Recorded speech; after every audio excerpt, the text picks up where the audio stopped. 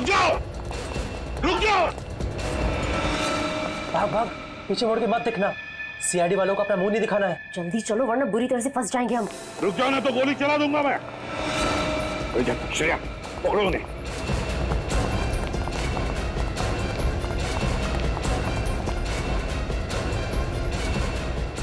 यहाँ क्या है?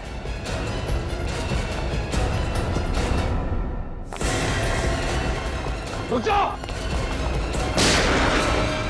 अब धीरे धीरे घूम जाओ।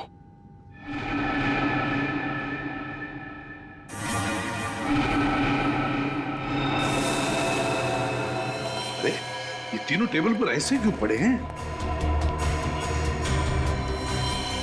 खून?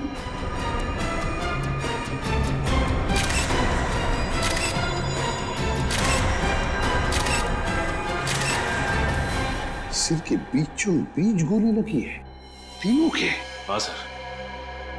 हेलो रजत सर। ये इन तीनों के सिर में गोली मारी गई है। What? लगता है उन तीनों ने ही खून किया इनका। छोड़ो मत उन्हें, पकड़ो उन्हें। तीन तीन खून कर दिए तुम लोग। क्या सोचा था हमसे बच के निकल जाओगे? खून? लेकिन हमने किसी का खून नहीं किया है। झूठ मत बोलो। कॉन्फ्रेंस रूम में पड़ी 3 लाशें गवाह हैं तुम्हारे जुर्म की। हम सच कह रहे हैं सर, हम यहाँ उनसे मिलने आए थे, उन्हें मारने नहीं। अगर आप लोगों ने किसी को मारा नहीं तो फिर भाग क्यों रहे थे? क्योंकि जिस मकसद से हम यहाँ आए थे वो तभी पूरा होगा अगर आप हमें पकड़े नहीं, जाने दें। कैसा मकसद? ये देखिए सर। हाँ। ये रहा चेक और इसके ऊपर खून लगा हुआ है। सर वो तीनों तो चेक लेने के लिए आए थे, तो फिर चेक लिए बिना कैसे चले गए? वही तो, आए थे चेक लेने के लिए लेकिन चेक लेकर ही नहीं गए, और तो और साथ साथ इन तीनों का खून करके चले गए। ये कैसे हो सकता है? पंकज मिताली को लेकर आओ जल्दी। सर उन तीनों को पकड़ के रखा। उन तीनों के नाम है मिंटू हसन, सुखी और मनप्रीत। श्रेया उन्हीं के पास है, लेकिन सर वो बार बार एक ही बात कह रहे हैं कि उन्होंने ये खून नहीं किए। मिंटू हसन, सुखी और मनप्रीत कह रहे खून नहीं किया। रजत डॉक्टर तारिका को बुलवा लेते हैं और उससे इन तीनों की गन पाउडर टेस्ट करवाते हैं। पता चल जाएगा कितना सच बोल रहे कितना झूठ। सारे कमरे की अच्छी तरह से तलाशी लेते हैं, कुछ ना कुछ तो जरूर मिलेगा। चेक करो।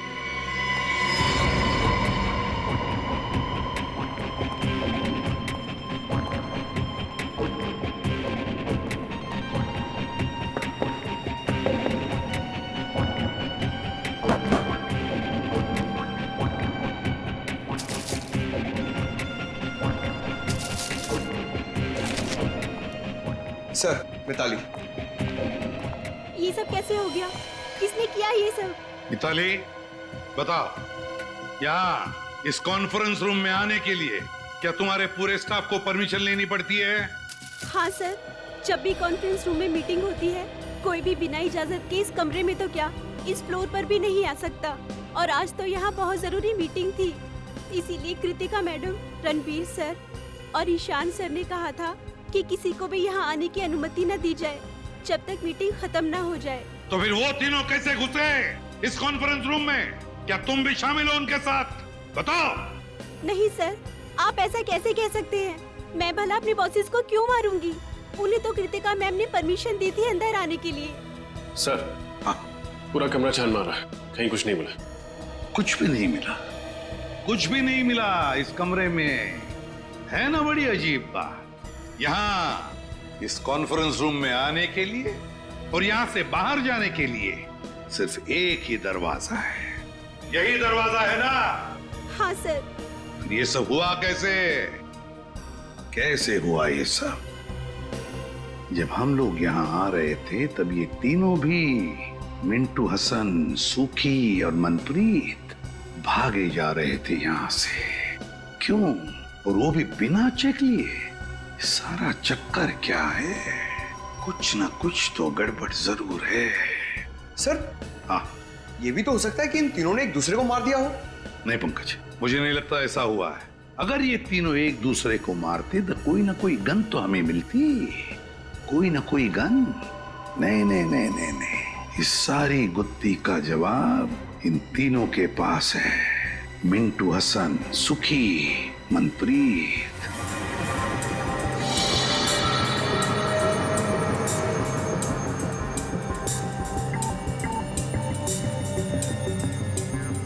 ये लोग सच कह रहे हैं सर, इनमें से किसी ने भी गोली नहीं चलाई। किसी के हाथ पर गन पाउडर का निशान नहीं। नहीं सर। अब तो यकीन हो गया ना आप लोगों को कि हम शरीफ लोग हैं, क्रिमिनल नहीं।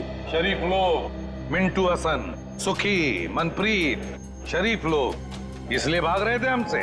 दरअसल हमें यहाँ आर्यन और शिमोना ने भेजा था 1.5 करोड़ का चेक लेने, लेकिन इससे पहले कि हम तीनों को मिल पाते गोलियां चल गई और हम लोगों को लगा कि पतली गली से कट लेने में ही समझदारी है। पतली गली से कट लेने में ही समझदारी है। अगर तुम लोग शरीफ होते तो या तो खूनी को पकड़ने की कोशिश करते या फिर सीआईडी को बुलाते। नहीं कर सकते थे हम ऐसा, क्योंकि हमारी शराफत हमें हमारी मंजिल से भटका देती। मंजिल? जरा हमें भी तो बताओ, क्या मंजिल है तुम्हारी? है? एक मुजरिम। मुजरिम? कौन मुजरिम? मुजरिम नहीं, कैंसर है वो, कैंसर। एक ऐसा कैंसर जो समाज के जड़ों को खोखला कर देना चाहता है, और उस कैंसर से देश को बचाने के लिए हमें भी मुजरिम बनना पड़ा। पर हम सिर्फ छोटे मोटे जुर्म करते हैं, शरीफों को नुकसान नहीं पहुंचाते। हम तो बस इतना चाहते हैं कि हमारे गुनाहों से प्रभावित होके वो हमें अपनी दुनिया में एंट्री दे दे। इसीलिए भाग रहे थे तुम हमसे? पकड़े नहीं जाना चाहते थे, क्योंकि अगर पकड़े जाते तो उनके गैंग में घुस नहीं पाते, है ना?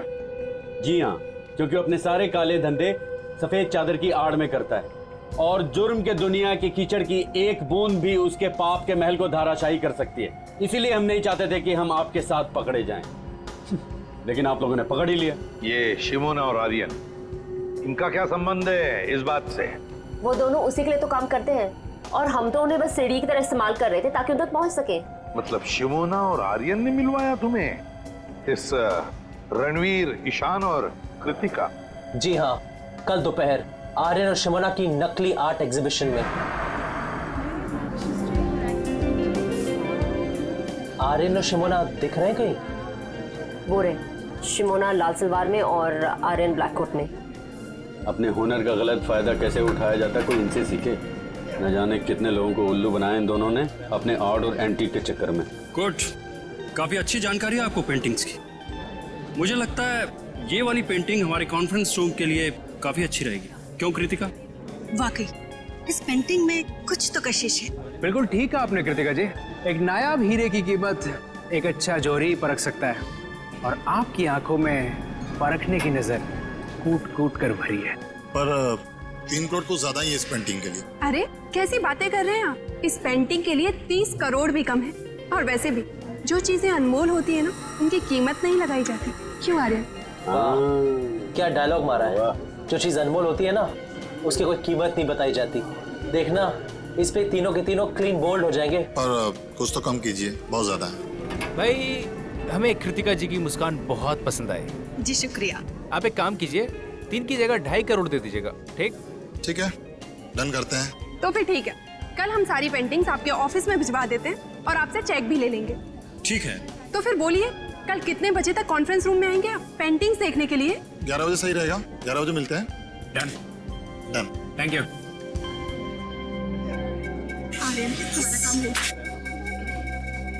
वैसे बहुत अच्छा फ्लर्ट कर रहे थे आप कृतिका जी के साथ। क्यों, तुमको बहुत जलन हो रही है क्या?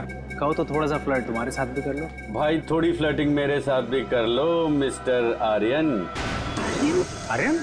नहीं, आर्यन नहीं, मेरा नाम केतन है। और मेरा नाम नटवरलाल। और ये सिमोना नहीं, मोना डार्लिंग। हाँ? लेकिन आप लोगों को ये कैसे पता चला? और हमें ये भी पता है कि कैसे तुम 200-500 रुपए की घटिया पेंटिंग्स को लाखों करोड़ों में बेचकर मासूम लोगों को चूना लगाते हो।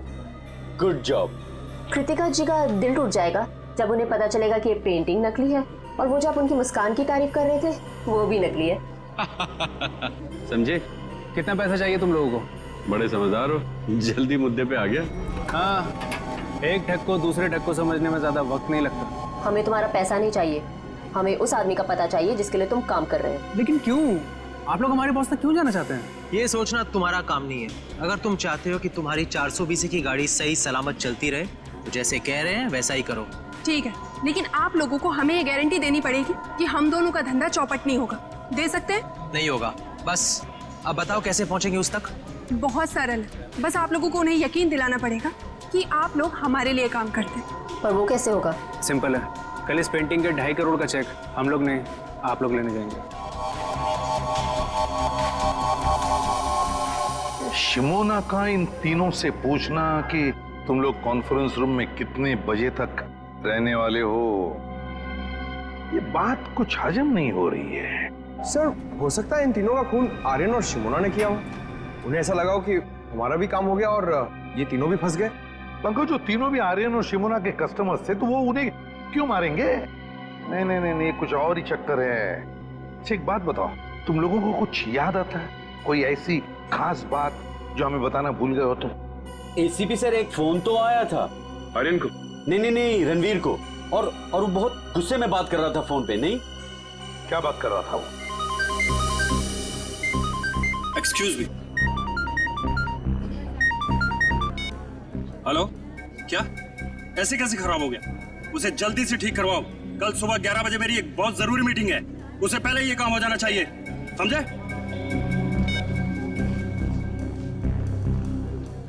मिस्टर रणवीर, या मेरी अभी अपने कारपेंटर से बात हो गई है। आज रात को ही जाकर वो ये आपके कॉन्फ्रेंस हॉल में खूबसूरत पेंटिंग लगा देगा। ओह नाइस, ये तो बहुत अच्छी बात है। इसका मतलब कल सुबह जब हम ऑफिस पहुंचेंगे तो ये पेंटिंग दीवार पर लगी होगी। बिल्कुल। गुड। और हमारी जगह चेक लेने के लिए ये तीनों आएंगे। ओह, कौन है ये तीनों? ये तीनों भी हमारे साथ ही काम करते हैं। और जैसे ही हम यहाँ पहुंचे गोलियां चलने लगी। उसके बाद क्या हुआ आपको तो पता ही है। कुछ ना कुछ तो गड़बड़ जरूर है, कुछ ना कुछ तो गड़बड़ जरूर है। वरना इस आर्यन ने रात को फोन करके तुरंत पेंटिंग्स क्यों लगवा ली कॉन्फ्रेंस रूम में? कुछ ना कुछ तो गड़बड़ जरूर है। क्या तुम लोगों ने इन दोनों को देखा था बिल्डिंग में? नहीं, वो दोनों तो यहाँ कहीं नजर नहीं आए। कहीं भी दिखाई नहीं दिए। तो फिर ये खून किया किसने? ये खून किया किसने? किसने किया ये खून?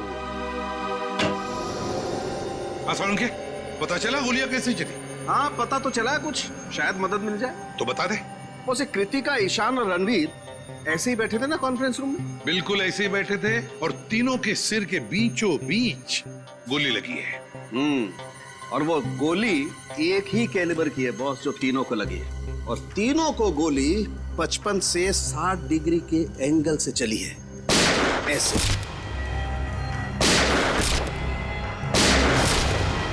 यो मतलब गोलियां ऊपर से नीचे चली है। सर फिर तो खूनी को भी ऐसे ही किसी ऊंची चीज पर चढ़ना पड़ा होगा। तो क्या सर खूनी ने इन सब पर कॉन्फ्रेंस रूम की टेबल पे चढ़ के गोलियां चलाई होंगी?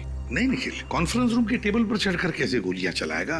क्योंकि अगर खूनी या जो भी जिसने भी टेबल पर चढ़कर गोलियां चलाई तो फिर उसके जूतों के निशान मिलते हैं हमें। चलो उसने जूते के निशान अगर साफ भी किए होते तो भी उसके जूते के नीचे जो धूल लगी रहती है वो तो मिल जाती, उसके ट्रेसेस तो मिल जाते हमें। वैसा तो कुछ भी नहीं मिला हमें। और एक बात सर, इन तीनों के शरीर पर कोई भी हाथापाई के निशान नहीं मिले।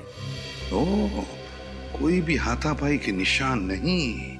तो हो सकता है खूनी इन तीनों को जानता हो और शायद इसी बात का फायदा उठाया उसने और चला दी गोली। सड़के उस चेक के ऊपर जो खून मिला था वो किसका था? बस वो खून रणवीर का है। रणवीर का है? लेकिन सर इन तीनों को मारकर किसी को क्या फायदा हो सकता है? इन तीनों को मारकर किसी का क्या फायदा हो सकता है ये तो हम पता लगा ही लेंगे श्रेया। लेकिन पहले उस कॉन्फ्रेंस रूम में फिर से जाना होगा, फिर से देखना होगा कि गोली चली कैसे।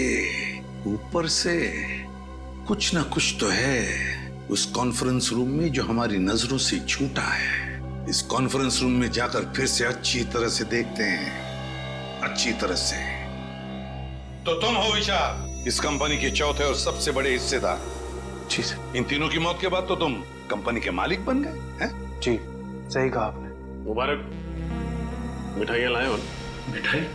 सर मेरे पार्टनरों के साथ इतना बड़ा दुखद हादसा हुआ है और आप मिठाई खाना चाहते हैं? अब करोड़ों रुपए जो मिल गए तुम्हें और फिर कंपनी पूरी की पूरी तुम्हारी हो गई। नहीं सर ये क्या कह रहे हैं आप? सर पैसा तो हाथ का मैल है पर इंसान की जिंदगी पैसे से कहीं ज्यादा अनमोल है। इसी हाथ के मैल ने अच्छे अच्छे लोगों की नीयत को गंदा किया है मिस्टर विशाल। आज सुबह 11 बजे जब इन तीनों को गोली लगी आप कहाँ थे? जी मेरे दांत में बहुत दर्द हो रहा था तो मैं डेंटिस्ट के पास गया। आप चाहें तो डेंटिस्ट से कंफर्म कर सकते हैं। नहीं नहीं उसकी कोई जरूरत नहीं है। वैसे ये आपके दांत का दर्द ठीक है? अभी ठीक है। दांत का दर्द बहुत खराब होता है सर। मेरा डॉक्टर कहता है कि दिन में 2 बार ब्रश करना चाहिए, एक बार सोने के बाद और एक बार उठने से पहले। मेरे दांत देखो। डॉक्टर पंकज आपका लेक्चर खत्म हुआ और आप वैसे आप सर मैं अभय कृतिका का हस्बैंड। ओ, क्या क्या लगता है आपको? आपको किसी पर शक है? कौन कर सकता है ये? नहीं सर, मुझे किसी पे शक नहीं है, पर सर जिस किसी ने भी किया है ना, उसे आप छोड़िएगा मत प्लीज सर। पता नहीं हो कृतिका के बिना मेरी जिंदगी कैसे कटेगी। मिस्टर अभय, हौसला रखिए, वक्त के साथ सब कुछ ठीक हो जाएगा। मुझे तो लगता है कि रणबीर सर की जान पहले से ही खतरे में थी। अच्छा, आपको ऐसा क्यों लगता है? सर, रणबीर सर ने शशांक और केदार के खिलाफ पुलिस में कंप्लेन की थी। वो दोनों कंपनी हथियाना चाहते थे और रणबीर सर कुछ दिनों से काफी अजीब सा बिहेव करते थे। ना हंसते थे, ना बोलते थे, हमेशा अकेले रहते थे। जहाँ भी जाते थे ड्राइवर को भी साथ लेकर नहीं जाते थे। जहाँ भी जाते थे अकेले जाते थे, अपने ड्राइवर को भी साथ में नहीं लेके जाता था। सर, सालुंके सर कह रहे थे ना कि गोली 55 से 60 डिग्री के एंगल में चली। गोली कहीं ऊंचाई से चलाई गई। लेकिन सर, इस सारी जगह को देख के तो नहीं लगता कि गोली ऊंचाई से चली। सर, मेरी समझ में एक बात नहीं आ रही है। अगर कोई किसी को गोली मारेगा तो खड़े खड़े सामने ऐसे मारेगा, टेबल पे चढ़ के गोली क्यों मारेगा सर? सर, कहीं ऐसा तो नहीं कि गोलियां किसी चीज के अंदर से चली थी? हो सकता है, बिल्कुल हो सकता है श्रेया, बिल्कुल हो सकता है। इस कॉन्फ्रेंस रूम का कोना कोना छान मारो, एक एक इंच देखो, कोई भी चीज हमारी नजरों से छूटनी नहीं चाहिए, कोई भी चीज।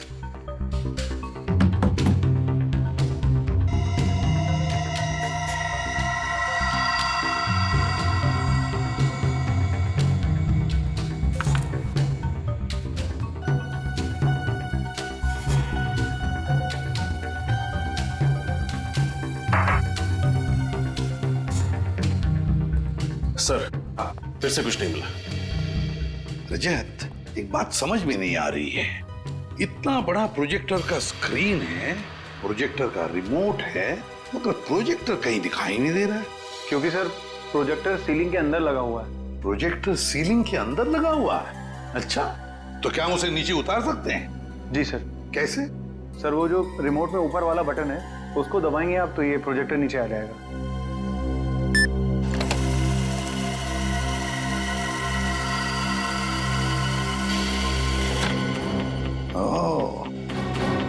तो ये बात है, प्रोजेक्टर ऊपर सीलिंग के अंदर।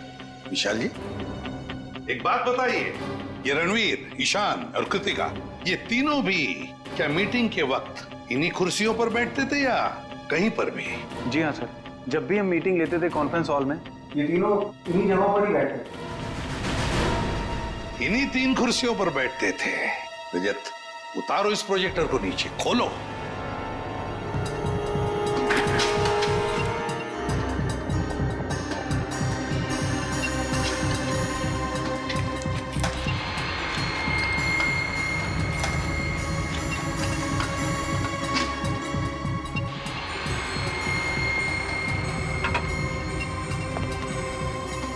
खोलो इसे पंकज।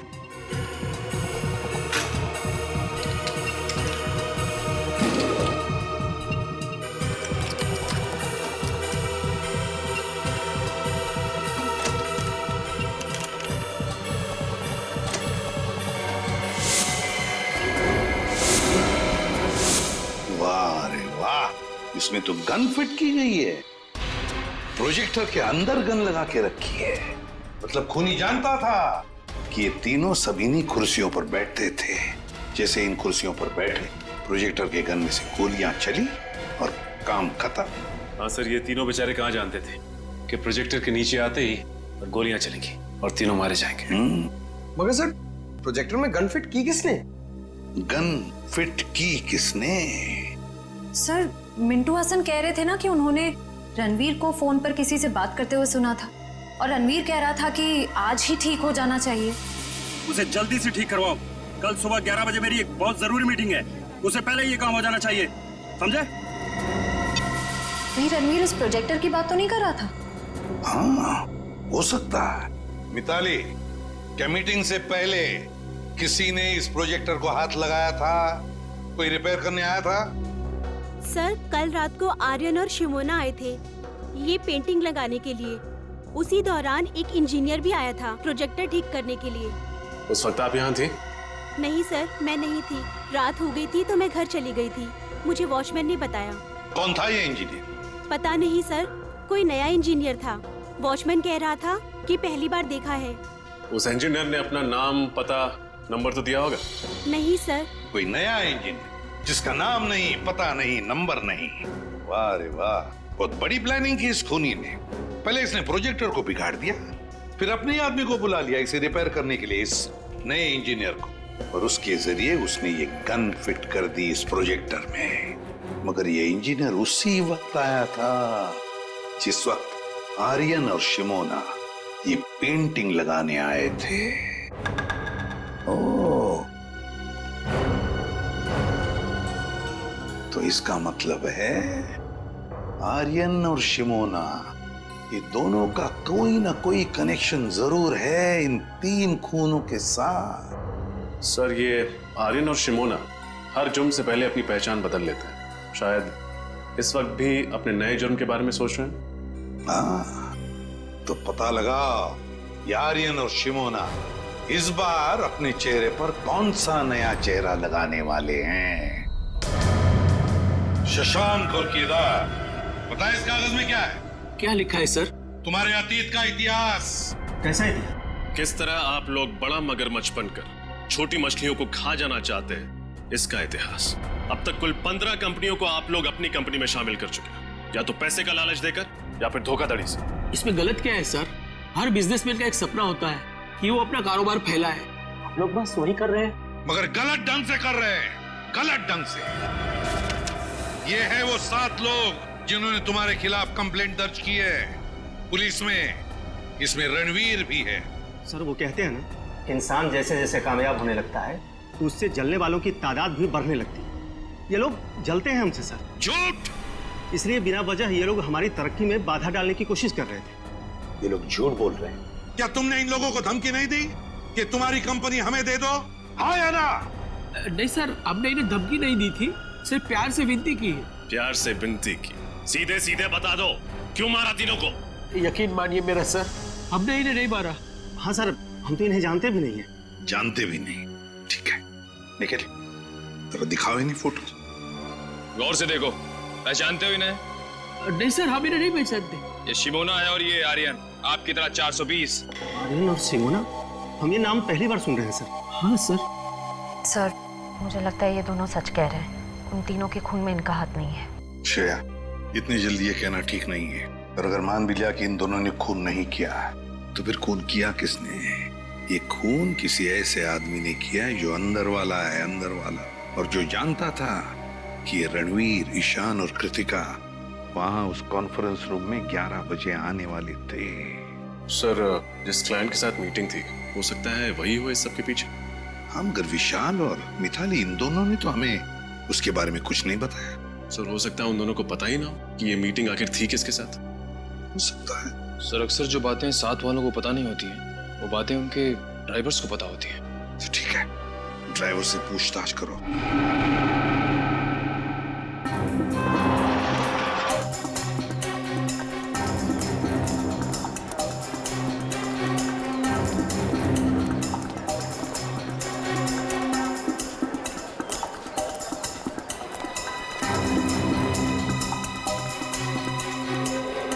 एक्सक्यूज मी, मैं सीआईडी से इंस्पेक्टर सचिन हूँ।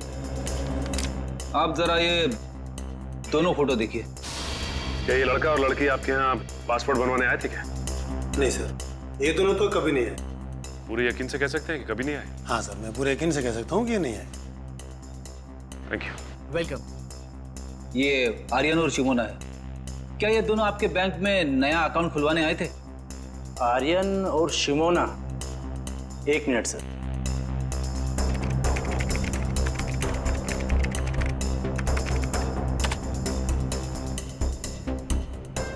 नहीं सर, इन्होंने हमारे यहाँ कोई अकाउंट नहीं खुलवाया है। कोई बात नहीं, ये मेरा कार्ड है।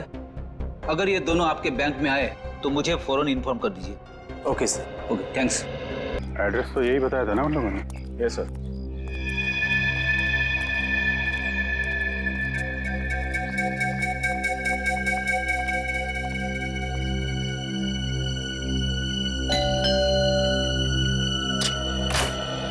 मिस्टर रवि। जी बोलिए। हम लोग ASDC बैंक से आए हैं आपके घर का वेरिफिकेशन करने। आपने नया खाता खोलने के लिए एप्लीकेशन दिया है ना? हाँ आइए आइए।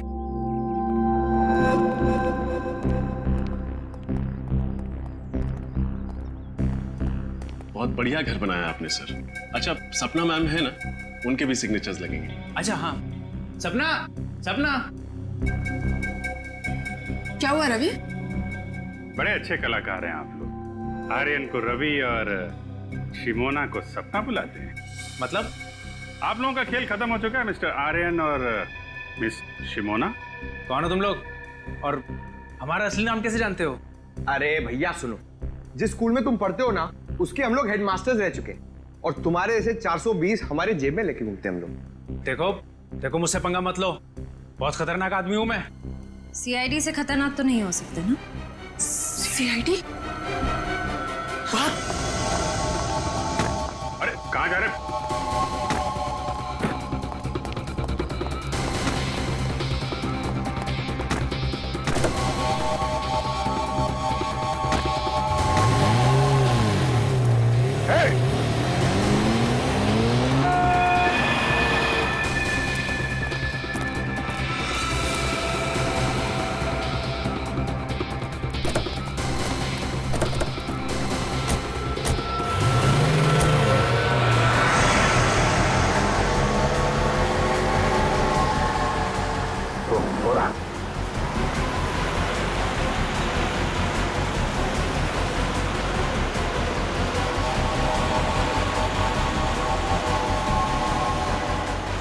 थोड़ा और तेज है सर।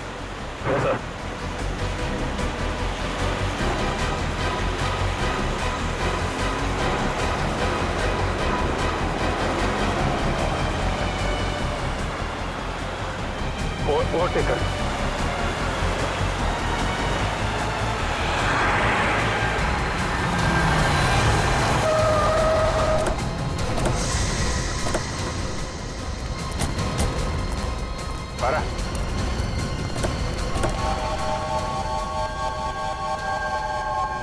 कहाँ भाग रहा है? क्यों किया ये सब? ISHA के पेंटिंग के बहाने ही हम लोगों ने प्रोजेक्टर में गन फिट करी थी। 2.5 करोड़ रुपए तो तुम लोगों को वैसे ही मिलने वाले थे, फिर 3 खून करने की क्या जरूरत थी? क्योंकि अगर हम उनका खून नहीं करते तो वो हमारा खून कर देते। वो कौन? फिर वो पिछले महीने हमने एक आदमी को चूना लगाने की कोशिश करी जो हमारे जाल में फंसा ही नहीं।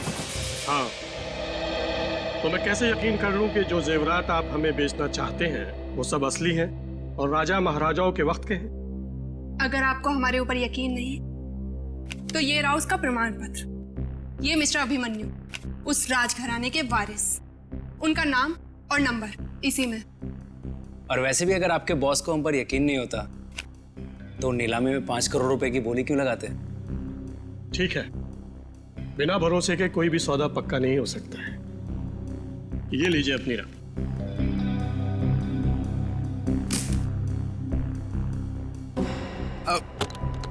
Thank you. शुक्रिया।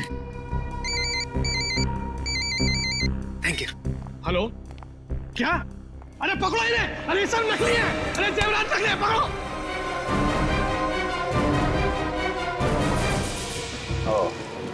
तो उन लोगों ने सोचा कि तुम्हें पुलिस के हवाले करने की बजाय क्यों ना तुमसे एक जुर्म और कराया जाए।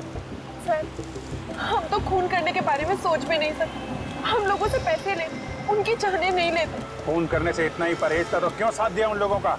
CID के पास आना चाहिए था तुम लोगों को। कहाँ पकड़े गए थे तुम दोनों? सर वो होटल रिज में। Hotel ridge?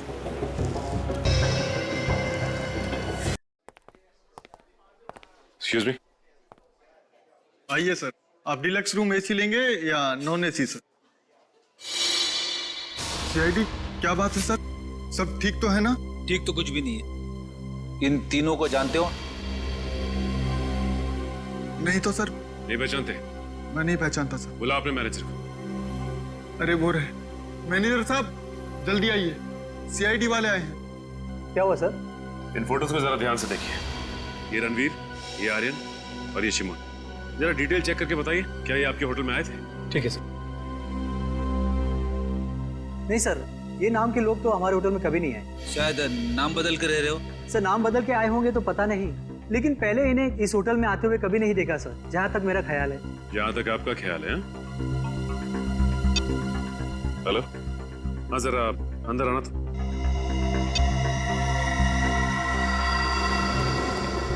हाँ साहब।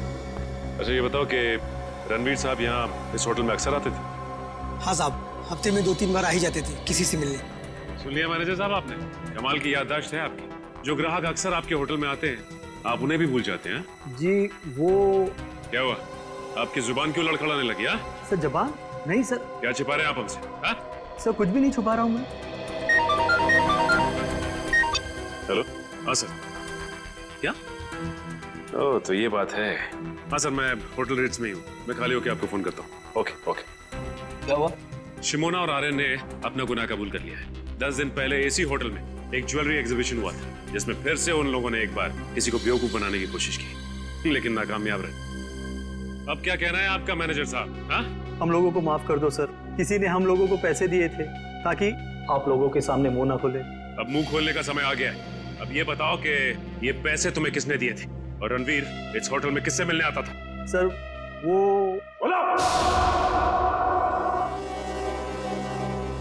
निखिल, इस वॉचमैन को ठीक तरह से समझा दिया है ना?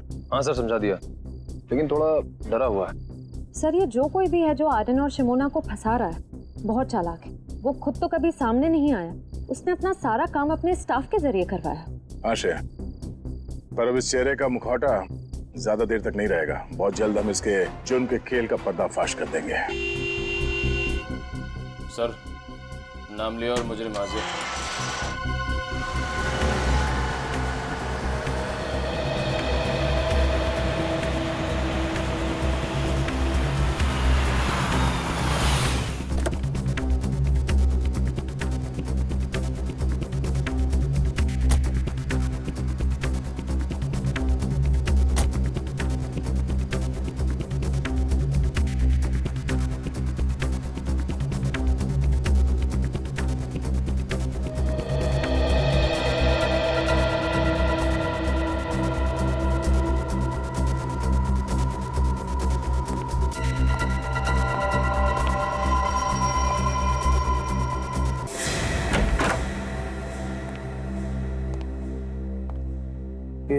घर की सारी लाइटें ऑन क्यों हैं?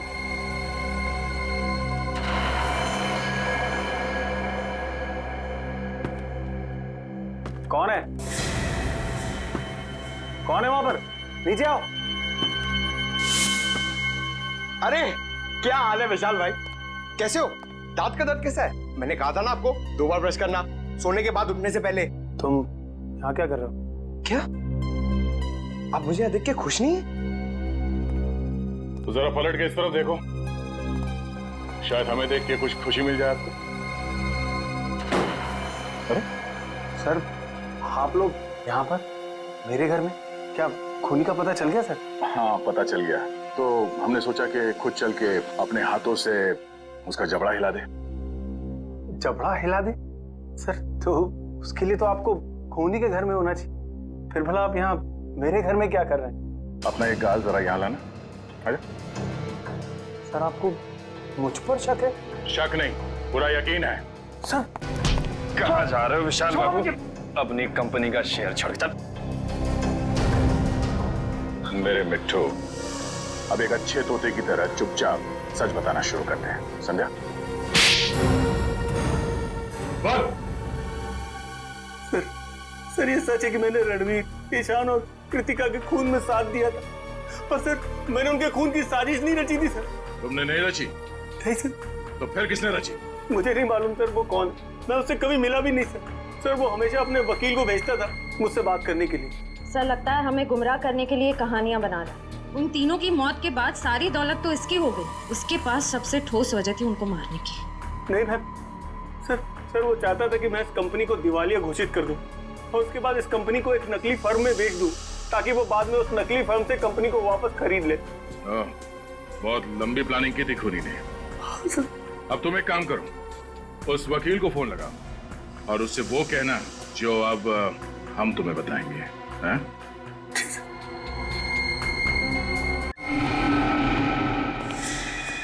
विशाल, आखिर कौन सी ऐसी जरूरी बात थी जो तुम इस अनजान जगह पे कर रहे हो? अगर तुम चाहते तो ये बात ऑफिस में भी हो सकती थी। सुरेश जी, बात बहुत जरूरी थी, इसलिए मुझे आपको यहाँ बुलाना पड़ा। कौन सी जरूरी बात थी? सुरेश जी, रणवीर ने ये कंपनी हमें बेचने से पहले किसी और को बेच दी है। अब इस कंपनी को बेचने का हक हमारे पास नहीं है। एक मिनट, क्या कहा आपने? इस कंपनी को बेचने का हक आपके पास नहीं? हाँ, मैं सच कह रहा हूँ। रणवीर ने बाकी सारे पार्टनरों के साथ गद्दारी की और इस बात की भनक तक नहीं लगने दी किसी को। अच्छा ये बताओ, इस कंपनी के नए मालिक का नाम क्या है? हम हैं। वकील साहब को हमारा प्यार भरा नमस्कार। अपना प्यार भरा नमस्कार रखो अपनी जेब में, और अगर अपनी भलाई चाहते हो तो चुपचाप ये कंपनी उसको दे दो जिसका इस कंपनी पे पूरा पूरा हक। सुखी जी, हम तो इतने प्यार से बात कर रहे हैं इनसे और ये हमें धमकी दे रहे हैं। वो क्या ना मनप्रीत, ये लातों के भूत है, बातों से नहीं मानेंगे। ठीक कहा, बिल्कुल ठीक। इसीलिए आज मैं तुम दोनों को ऊपर भेजने का इंतजाम करके रहा हूं। किसी को पता भी नहीं चलेगा कि ये कंपनी कभी किसी और के नाम पे हुई थी। सर, मैं अब है कृतिका का हस्बैंड। ऐसे कैसे भून दोगे? क्या समझ रखा है हमें? घर नीचे रखो, पहले सीआईडी को तो आने दो। सीआईडी आए? पहले मैं तुम्हें मार देता हूं। चुप! कहानी तो अब तुम्हारी खत्म होगी, फांसी के फंदे पर। कहाँ भाग रहे हो अभय बाबू? अभी तो तुम्हें अपने जुर्म कबूल करना बाकी है।